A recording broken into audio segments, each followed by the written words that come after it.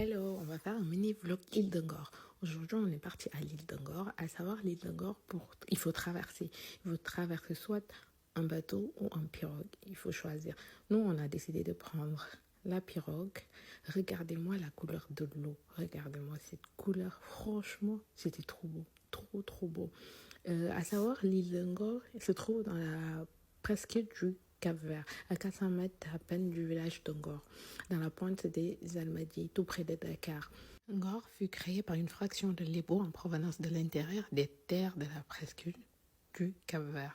Donc, la population de l'île est principalement constituée de l'Ebo. Le recensement de 2023 avait estimé la population de l'île aux environs de 17 700 et quelques habitants. Pour la traversée, il faut savoir c'est 1000 francs pour la pirogue et 2000 francs pour le bateau, soit à peu près 1,50 € et à peu près 3 € à peu près pour pouvoir traverser un bateau ou un pirogue. Une fois arrivé dans l'île, il y a des commerces, il y a des gens qui vendent, il y a des restaurants, il y a des tentes et tout. Maintenant, quand on traverse, il y a deux plages, il y a trois plages. Il y a la première plage, la deuxième plage et la troisième. Par contre, la première est la plus connue. La majeure partie des bateaux et des pirogues te descendent là-bas. Donc, si tu veux, tu te mets là-bas. Et il y a des tentes là-bas. On peut choisir en fonction des tentes ou des tapis qui sont par terre. Tu choisis, il y en a, je pense que les prix, ça varie entre 3 000, 4 000. Mais il faut marchander, quoi. Parce que des fois, ils vont te dire des prix exorbitants. En fonction de comment ils te regardent, si tu es étranger ou pas, ils peuvent te dire des prix un peu chers, qui ne sont pas la norme.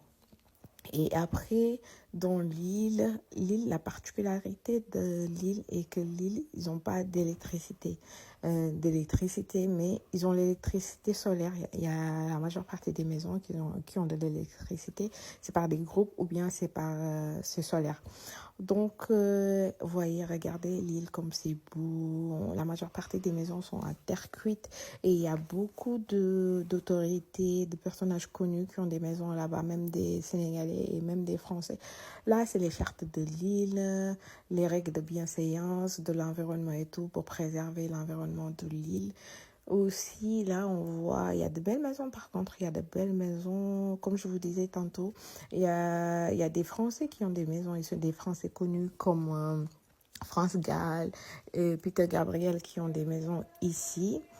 Et aussi, là, à la découverte de l'île, on a vu que il y avait beaucoup de belles maisons, il y avait trop de belles maisons qui étaient un peu pas abandonnées, mais qui étaient